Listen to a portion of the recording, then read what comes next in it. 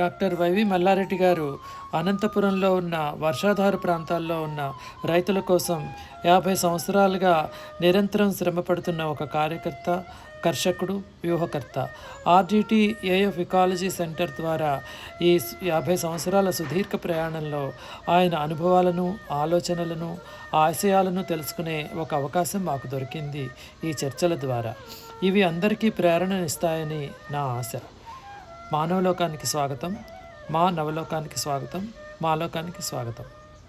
ఇప్పుడు నేను మీ నుంచి తెలుసుకోవాలనుకుంటున్నది ఏంటంటే, మీరు ఆర్డిటి సంస్థలో మొట్టమొదటి నుంచి కూడా అందులోనే ఉన్నారు. ఇప్పటివరకు ఇంచుమించు 50 సంవత్సరాలు మీరు అనంతపురం జిల్లాలో ఆర్డిటి, తర్వాత ఇకాలజీ సెంటర్, ఈ రెండింటితో ఇంచుమించు అదే బ్యాక్గ్రౌండ్ తోటి పనిచేశారు. ఈ 50 ఏళ్ల సుదీర్ఘ ప్రయాణంలో మొట్టమొదటి నుంచి ఈ దశ వరకు రకరకాల మైలురాళ్లను మీరు ఆ ప్రయాణంలో దాటారు కాబట్టి, ముఖ్యమైన దశలు, ఆ సందర్భాల్లో ఏమేమి చేశారు? ముఖ్యంగా అనంతపురం జిల్లా ఈ 50 ఏళ్లలో చాలా మార్పు చెందింది. సో మీ చిన్నప్పటి నుంచి ఇప్పటి వరకు ఆ మార్పు దృష్టిలో పెట్టుకుని మీరు ఏమేం ప్రయత్నాలు చేశారు? ఈ ఈ ఈ ప్రయాణం మాకు తెలియజేస్తారా? Yeah, okay, I try. అప్పుడు నేను ఇంతకుముందే చెప్పినాను, ఫుడ్ ఫర్ వర్క్ ప్రోగ్రామ్ అని ఉండేది. బావులు తవ్వేటువంటి కార్యక్రమం, పూడికి తీసేటువంటి కార్యక్రమం ఉండేది. అప్పుడు చాలా చర్చ, డెవలప్మెంట్ అంటే ఏమైనా దానిపైన, సిద్ధాంతాలపైన, ఐడియాలజికల్ చర్చ కూడా చాలా బలంగా జరిగేటువంటి సందర్భం అనమాట. ఆ సందర్భంలో ఆర్డిటి ఒక అప్రోచ్ తీసుకుందనమాట. దాన్నే కమ్యూనిటీ ఆర్గనైజేషన్ అప్రోచ్ అని చెప్పని అన్నారనమాట. ఇదంతా కూడా ఎట్లా వచ్చింది చర్చ అంటే తర్వాత తెలిసింది ఎందుకు ఆ ఫాదర్ ఫెర్రర్ అట్లా తీసుకున్నాడు అంటే, అప్పుడు నాకు అంత అర్థమయ్యేది కాదనమాట. తర్వాత ఫాదర్తో తెలిసినప్పుడు, చర్చ చేసినప్పుడు అర్థమైంది అంటే, ఈ చర్చ ఎట్లా జరిగిందంటే, ఒకటి కొంత మార్క్సిస్ట్ భావాలు ఉన్నటువంటి వాళ్ళు కొంతమంది ప్రజలు తిరుగుబాటు చేయాలా, ప్రజలను చైతన్యవంతులు చేసి వాళ్ళు తిరగబడే పరిస్థితి వస్తేనే విప్లవం వస్తుంది, ఆ విధంగా చేయాలనేటువంటి వాదన బలంగా ఎన్జిఓస్లో కూడా ఉండేదన్నమాట. ఇంకొక రకమైన వాదన ఉండేది, గాంధియన్ స్కూల్ ఆఫ్ థాట్లో కూడా మళ్ళీ 2-3 కోవలు ఉండేటి వాళ్ళలో. ఒకటి గాంధియన్ స్కూల్ ఆఫ్ థాట్ ఏనంటే కన్స్ట్రక్టివ్ డెవలప్మెంట్ వర్క్. అక్కడ అవసరాలను గుర్తించి ఆ అవసరాలను తీర్చేదానికి మనం ప్రయత్నం చేయాలా, ఏం అవసరం ఉన్నదో దాన్ని మనం పూడ్చాలా అని చెప్పినని ఒక రకమైనటువంటి ఆలోచన అయితే, అదే మళ్ళీ సర్వోదయ కాన్సెప్ట్ పైన ఇంకొక రకంగా ప్రజలు సంఘటితం చేయాలా అని చెప్పి అక్కడ కూడా గాంధీయన్ దాంట్లో కూడా ఇంకొక రకమైన ఉండే, తర్వాత అంత్యోదయ అని చెప్పి. సో ఈ విధంగా డిఫరెంట్ ఐడియాలజీస్ ఉన్నాయి అప్పుడు.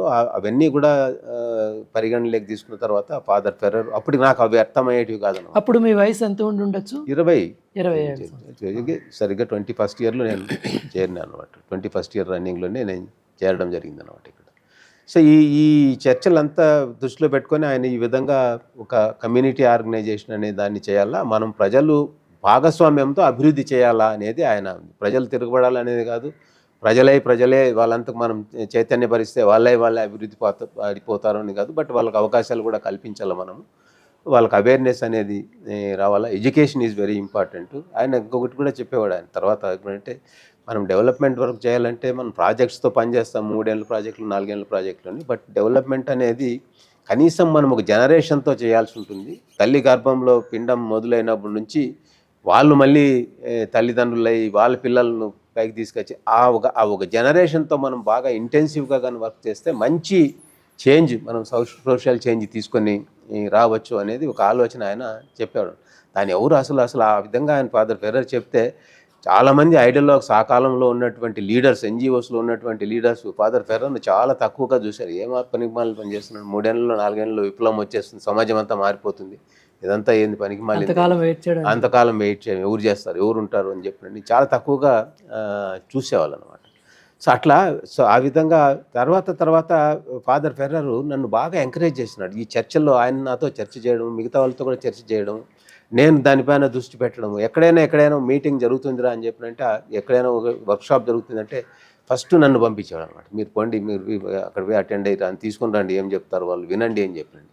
సో ఆయన అన్ని దానికి ఓపెన్గా పంపించేవాడు. ఎట్లా లెఫ్టిస్ట్ పెట్టినా పంపించేవాడు, గాంధీయన్స్ పెట్టినా పంపించేవాడు, ఇంకొకరు ఎవరైనా పెడితే కూడా పంపించేవాడు అనమాట. నేను అట్లా పోయేదానివల్ల ఏమైందంటే మంచి ఎక్స్పోజర్కి అవకాశం వచ్చినందువల్ల చాలా విషయాలు నేను అర్థం చేసుకోగలిగినాను, కొంత చదవగలిగినాను. గాంధీయన్ గురించి కొంచెం చదివినాను, మార్క్సియన్ థాట్ గురించి కొంచెం చదివినాను, వాళ్ళలో ఉన్నటువంటి డిఫరెంట్ షేడ్స్ గురించి కొంచెం అర్థం చేసుకోవడం, అవన్నీ కూడా కలిపి అవన్నీ కూడా తీసుకొని ఫాదర్ ఫెర్రర్ యొక్క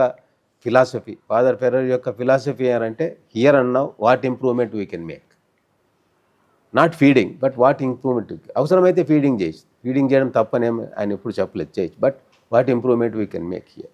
సో దానిపైన ప్రజలను ఎట్లా మనం సంఘటితం చేస్తాం, వాళ్ళకు ఉన్నటువంటి రిసోర్సెస్ ఎట్లా ఉపయోగిస్తాం, వాళ్ళకు ఉన్నటువంటి ఆలోచనలు ఎట్లా సో ఇది మా ఆర్డిటి అప్రోచ్గా అప్పుడు యూనిక్గా ఉండేదన్నమాట.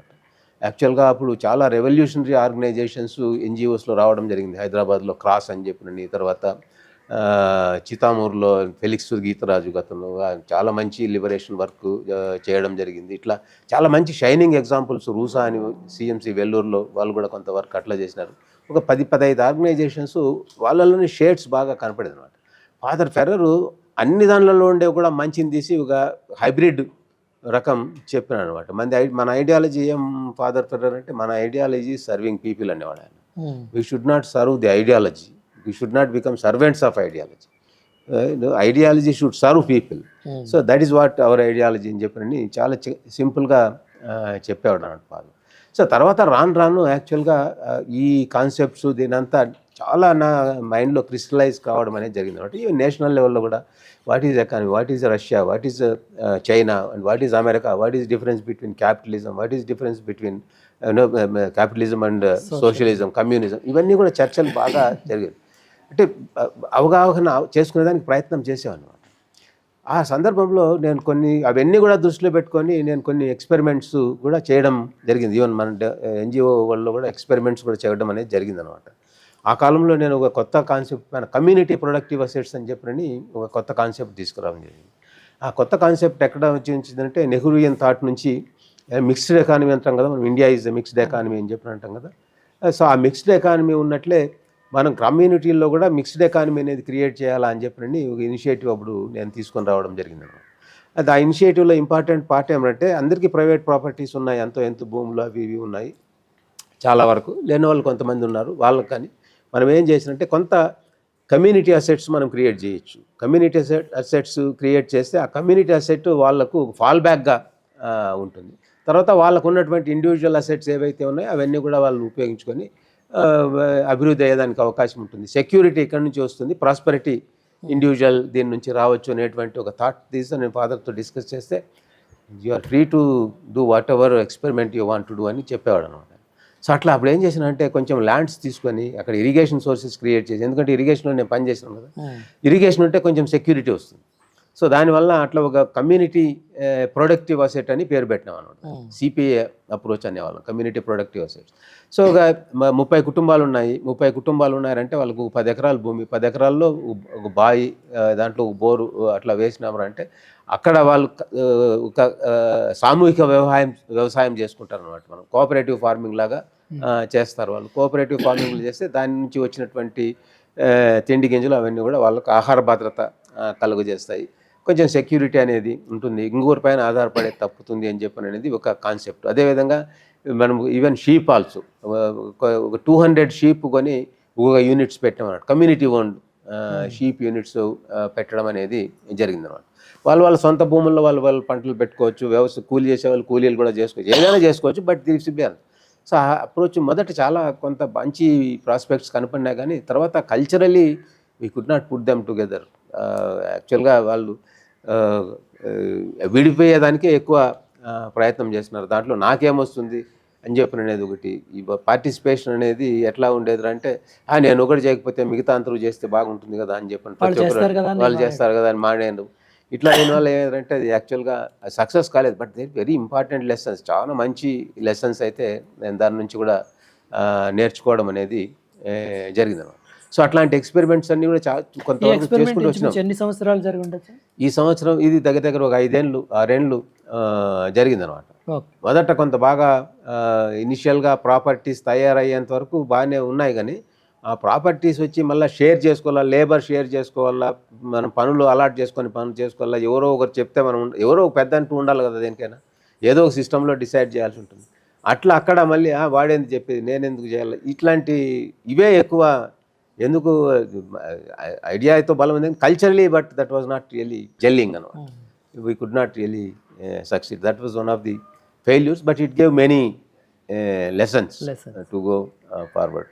ఆ తర్వాత కూడా దానిపైనే మళ్ళీ ఏం ఫెయిల్ అయింది, కమ్యూనిటీ ప్రొడక్టివ్ అసెట్ ఫెయిల్ అయింది. పోనీ can be create community banks అని చెప్పని అప్పులో 80s మేము కమ్యూనిటీ క్రెడిట్ ఫండ్ అని చెప్పి ఒక ఫండ్ క్రియేట్ చేసినాం అనమాట.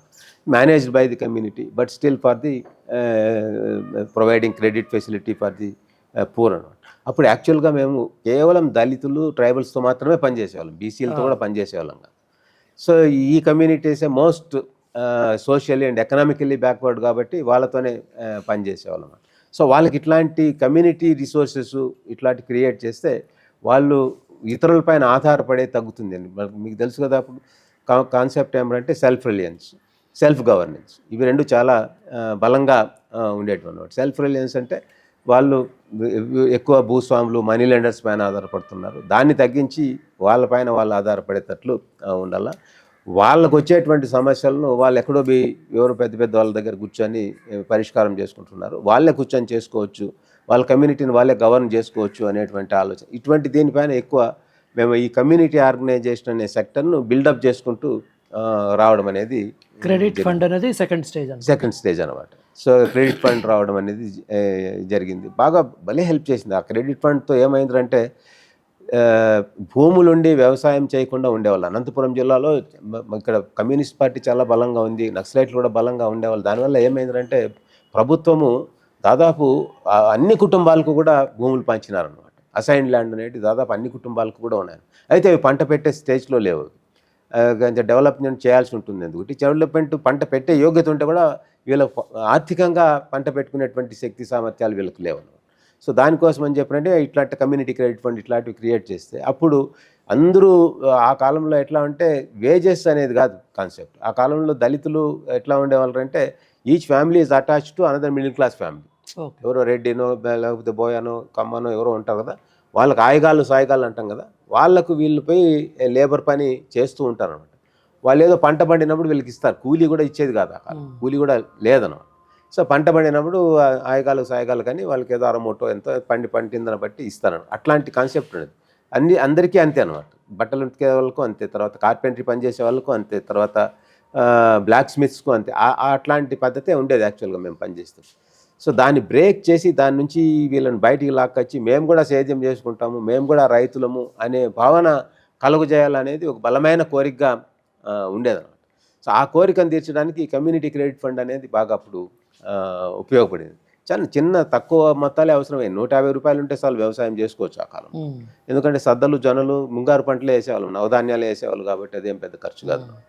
సో అట్లాగా ఒక మంచి స్టెప్ ఫార్వర్డ్ అనేది కమ్యూనిటీస్లో రావడం అనేది జరిగింది. బయట రావాలా, మేము కూడా రైతులం కావాలా అనేది. మామూలుగా మనం పోయి చర్చ చేసే వాళ్ళు దానికి ఒప్పుకోరు, మాకెందుకు సార్ అవన్నీ, అడిగి పని చేసుకుంటే అయిపోతుంది కదా అని. ఫేటలిస్టిక్ యాటిట్యూడ్ నాకు మనం fate, this is our fate, మాకు దేవుడు ఇట్లా పెట్టినాడు, మేము ఇట్లే ఉండాలి సార్, అదే. సో దాన్ని బ్రేక్ చేయడం అనేది ఒక పెద్ద యాక్చువల్గా టర్నింగ్ పాయింట్ అని చెప్పినని అనిపిస్తుంది. ఇది ఎన్నో సంవత్సరం మొదలు పెట్టారు సార్? ఇప్పుడు late 70s early 80s. So అట్లా అక్కడ నుంచి బిల్డప్ చేసుకుంటూ వచ్చినాం. ఆ తర్వాత ఏమైందంటే ఈ క్రెడిట్ ఫండ్ వీళ్ళందరూ కూడా బీదవాళ్ళు కూడా కొంచెం అసెట్ చేసుకోవడం, వాళ్ళు కొంచెం భద్రత కలగడం జరిగిన సందర్భం ఏంటంటే 80s ఏమైందంటే one of the worst decades అనమాట కరువులకు సంబంధించి. 1983, 84, 85, 84 ఇయర్స్ వరుసగా కరువులు రావడం అనేది జరిగిందనమాట. ఆ కరువులు వచ్చినప్పుడు ఏమైపోయిందంటే అప్పుడు RDT schools, supplementary schools run చేసేవాళ్ళం, కమ్యూనిటీ హెల్త్ ప్రోగ్రామ్స్ రన్ చేసేవాళ్ళం, కమ్యూనిటీ ఆర్గనైజేషన్ ప్రోగ్రామ్స్ కూడా రన్ చేసేవాళ్ళం. ఇవన్నీ కూడా ఇప్పుడు స్కూల్స్ వచ్చేవాళ్ళు ఆపేసినారు అనమాట. ఎందుకంటే విపరీతమైన కరువు, పేరెంట్స్ ఎక్కడో వెళ్ళిపోతారు, లేకపోతే వాళ్ళు తీసుకొనేసి వెళ్ళిపోతారు, పేరెంట్స్ ఎవరు లేకపోతే వాళ్ళు ఎవరు బడికి పంపించే వాళ్ళు ఉంటారు. అట్లా మనం చేసే ఈ కరువులు తీవ్రత ఈ పేదవాళ్ళపైన చాలా ఎక్కువ పడి ఏం డెవలప్మెంట్ ఇంటర్వెన్షన్ చేస్తున్నామో ఆ ఇంటర్వెన్షన్ అంతా కూడా అడ్వర్స్లీ మళ్ళీ వెనక్కి వెళ్ళిపోతూ వచ్చిందనమాట. సో అప్పుడు మళ్ళీ చర్చ చేసిన తర్వాత చాలా ఆర్గనైజేషన్స్ కూడా ఏం చేస్తాయి అని చూసినప్పుడు అప్పుడు ఫాదర్ ఫెర్రర్ మొదటి నుంచి ఒక ఐడియా ఉండేది, అనంతపురం జిల్లాలో కరువు తీవ్రమైనటువంటి సమస్య, దానిపైన పనిచేయాలనేటువంటి ఐడియా అయితే ఆయనకు ముందు నుంచి ఉండేదన్నమాట. అయితే అవకాశాలు రాలేదు. సో అప్పుడు నేను కూడా దానికి తోడు చేసి మనం కరువుకు ఏదో చేయాల్సి ఉంటుంది, లేకపోతే మనం ఈ కరువును ఏమి చేయలేకపోతే మనం పేదరికం నుంచి బీద వాళ్ళని బయటికి తీసుకురాలేమో అనేటువంటి భావన చాలా బలంగా రావడం అనేది జరిగింది. సో అట్లాగా వచ్చినప్పుడు ఆ కరువునే మేము అవకాశంగా చేసుకొని అప్పుడు ఒక వినూతమైనటువంటి ప్రోగ్రామ్ ఆ కాలంలో ప్రవేశపెట్టినాను. మన బ్రెడ్ ఫర్ ది వరల్డ్ తర్వాత ఇక్కో వాళ్ళ కోఆపరేషన్తో వాళ్ళతో మాట్లాడి అప్పుడు ఏం చేసినారంటే, చాలా ఎక్కడా కూలి దొరికే పరిస్థితి లేదు అప్పుడు, రూపాయి కూడా కూలి పుట్టినటువంటి కాలం అనమాట. అట్లా తప్పుడు వాళ్ళని ఒప్పించి ఏం చేసినారంటే, ఇప్పుడు అందరికీ భూములు ఉన్నాయి కదా, అనంతపురం జిల్లాలో ఉన్నటువంటి ఈ పేద భూములన్నింటిలోనూ ఒక మెయిన్ ప్రాబ్లం ఏంటంటే గులకరాళ్ళు ఎక్కువ ఉంటాయి, లేకపోతే ఇంత గుండ్లు బండ్లు ఉంటాయి అన్నట్టు. వ్యవసాయం చేసుకునేదానికి కాదు, దాన్ని తీయాలంటే కూలి పెట్టి చేపించాలంటే చాలా ఖర్చు అవుతుంది అనమాట. సో నేను ఒక ప్రోగ్రామ్ డిజైన్ చేసిన. ఏం డిజైన్ చేసిన అంటే 5 మంది కలిపి వాళ్ళ ఇంట్లో ఉన్నటువంటి లేబర్ ఫోర్స్ అంతా పూల్ చేసుకొని వాళ్ళే ఆ ల్యాండ్స్ను క్లియర్ చేస్తూ వస్తారు. వాళ్ళు పని చేసిన దానికి వాళ్ళకు మనం ఇన్సెంటివ్ ఇస్తామన్నమాట. అంటే బతకడానికి సర్వైవల్ ఇన్సెంటివ్ అని అనేవాళ్ళం, బతికేదానికి అని చెప్పినని ఇస్తామన్నమాట. సో ఆ విధంగా ఏర్పాటు చేస్తే యాక్చువల్గా చాలా వండర్ఫుల్గా క్లిక్ అయింది అది. యాక్చువల్గా యూరోప్లో ఈ బ్రెడ్ ఫర్ ది వరల్డ్ తర్వాత ఎక్కువ రెండు కలిపి ఫండ్ చేసిన ఆ కాలంలోనే ఆ programme was about 80 lakhs. 80 lakhs in 1985 was a very big amount అనమాట. సో వాళ్ళు అక్కడ నుంచి అసలు జర్నలిస్ట్ వచ్చిన అక్కడ నుంచి, వాళ్ళు నెదర్లాండ్ నుంచి వాళ్ళ డెప్యూటీ ప్రైమ్ మినిస్టర్ వచ్చినాడు ఆ కార్యక్రమం చూసేదానికి అనమాట. ఇదే ఇంత బాగా చేసుకుంటున్నారు వీళ్ళు, ఇట్లా చేసుకుంటున్నారు. 30,000 మంది పనిచేసేవాళ్ళు. మనం ఇట్లా ఇప్పుడు పొద్దున పోయినట్లు ఇప్పుడు పోయినాంరా అంటే కూడేరు కరుట్లపల్లి అట్లా పోయినాంరా అంటే ఆ పక్కన ఈ పక్కన గుంపులు పనిచేసేవాళ్ళు, 10 మంది 15 మంది గుంపులు ఏం పని చేస్తున్నారంటే ఈ రాళ్ళు ఊడుస్తున్నారు, లేకపోతే ఆ రాళ్ళు తీసి వేస్తున్నారు. ఆ ఊడ్చిన రాళ్ళని మనం బండ్స్ లాగా చేసుకోవడం, కొంచెం బ్యారియర్స్ లాగా కట్టుకోవడం, వ్యవసాయానికి యోగ్యంగా చేసుకోవడం, అది చాలా మంచిది. That is the first programme what we called it actually ecology programme అనమాట.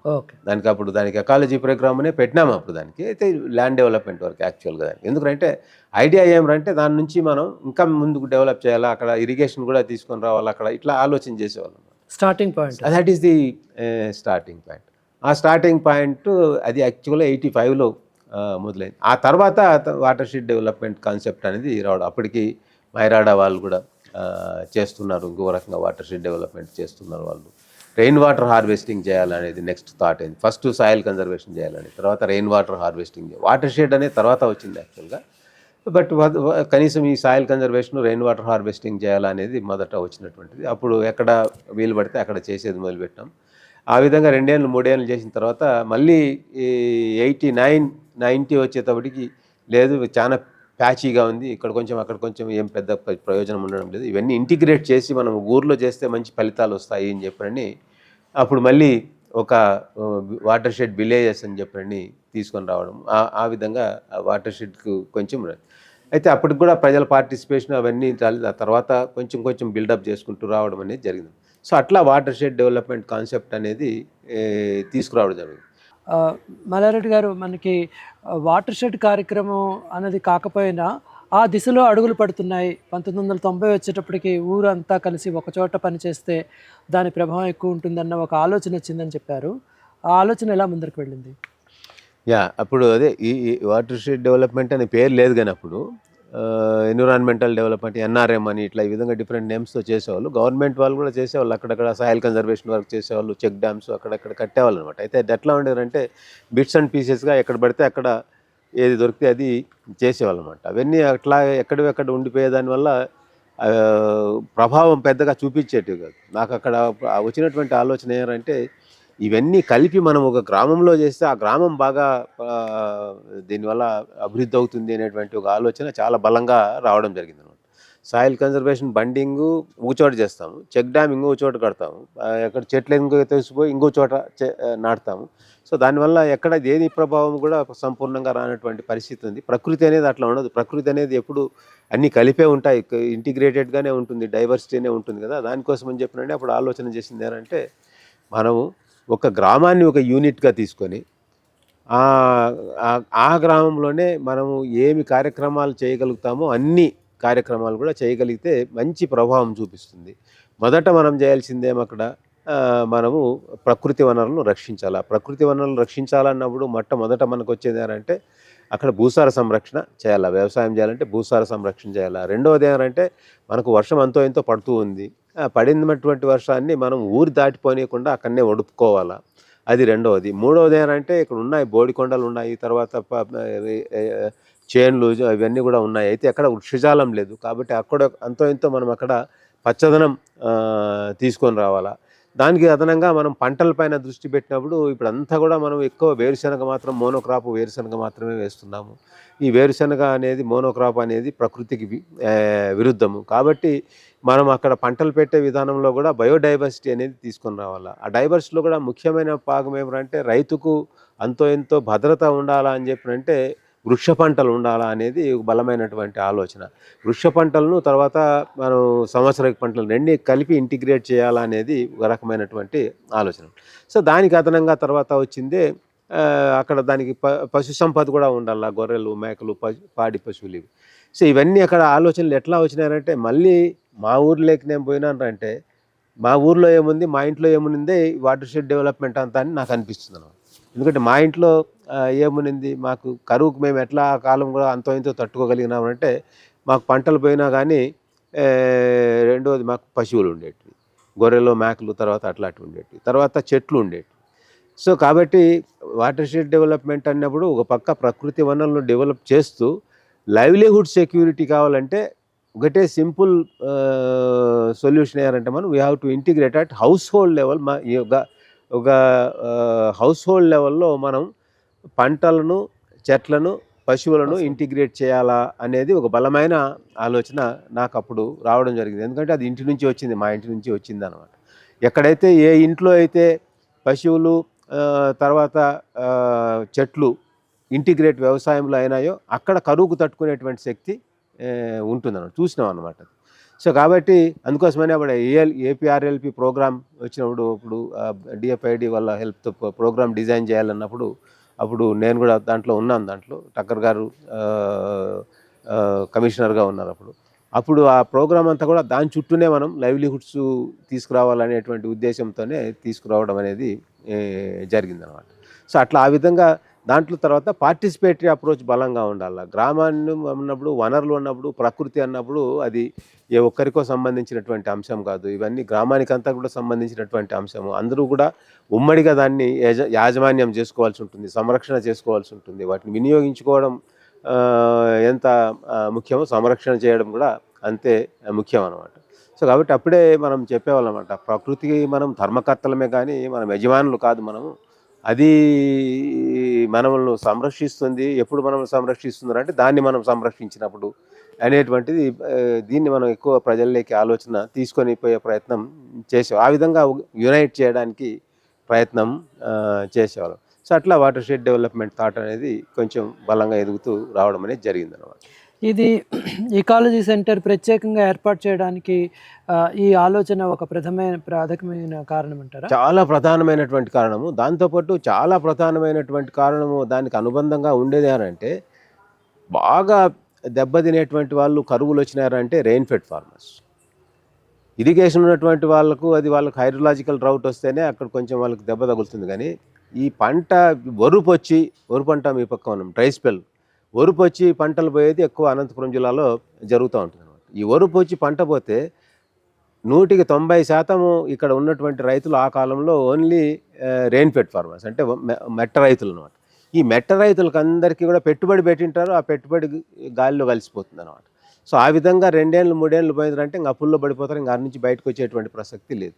సో కాబట్టి మనము ఈ ఎకాలజీ సెంటర్లో నాకు ముఖ్యమైనటువంటి ఒక ప్రేరణ ఏమంటే ఏ విధంగా ఒక మెట్ట రైతును కూడా కరువు వస్తే తట్టుకునే విధంగా ఎట్లా చేయొచ్చు అనేది చాలా బలమైనటువంటి ప్రశ్నగా ఉందన్నమాట. ఇప్పటికి కూడా దానికి సమాధానం అంతా ఇంకా దొరకలేదు, సులభంగా దానికి ఇంకా దొరకనటువంటి పరిస్థితి ఉంది. కొంతవరకు థియరిటికల్గా ఆలోచనలు అయితే ఉంటాయి, కానీ ప్రాక్టీస్లోకి వచ్చేటప్పటికి చేసి ఈ ఇంతమంది మెట్ట రైతులను ఈరోజు మనము లైవ్లీహుడ్స్ డెవలప్ చేసినాము, వాళ్ళు ఆర్థిక భద్రత వాళ్ళకు ఉంది అని చెప్పేటువంటి పరిస్థితి ఈరోజు కూడా మనకు నిజంగా లేదన్నమాట. ఇంకా దొరకలేదు. ఆ వైపు పోతున్నాం కానీ బట్ స్టిల్ వీఆర్ ఇంకో పక్క మనము కొంచెం పురోగతి సాధిస్తే ఇంకో పక్క ఈ క్లైమేట్ చేంజ్ అనేవి రావడం, కరువులు ఇంకా ఎక్కువ కావడం, దాని తీవ్రత, దాని ప్రభావం ఇంకా ఎక్కువ చేయడం, ఇవన్నీ మనం చేసేటువంటి ఇంపాక్ట్ను మళ్ళీ వెనక్కి తీసుకొని పోయేటువంటి సమస్యల తీవ్రత కూడా చాలా పెరిగింది. అవునవును, చాలా చాలా మారిపోయిందిలేండి. ఇప్పుడు ఆర్థిక వ్యవస్థ చాలా మారిపోయింది. ఇళ్ళల్లో ఇప్పుడు సబ్సిస్టెన్స్ అగ్రికల్చర్ అనేది వెళ్ళిపోయింది, పూర్తిగా వ్యవసాయం అనేది పూర్తిగా కమర్షియలైజ్ అయిపోయింది. సో కాబట్టి మనకు ఎటు తిరిగి ఈ మార్కెట్ ఎకానమీ అంటాం కదా, మార్కెట్ ఎకానమీ అనేది చాలా అడ్వర్స్ ఇంపాక్ట్ అనేది క్రియేట్ చేస్తుంది అనమాట.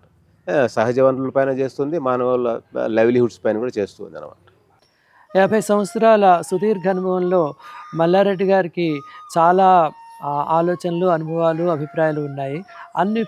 అందులో కొన్నిటిని మనతోటి ఇప్పుడు పంచుకున్నారు. ఇంకా చాలా విషయాలు మల్లారెడ్డి గారితోటి చర్చించాల్సిన అవసరం ఉంది. మనము మిగతా అంశాలని వచ్చే భాగంలో మాట్లాడుకుని మిగతా విషయాలు కూడా తెలుసుకుందాం.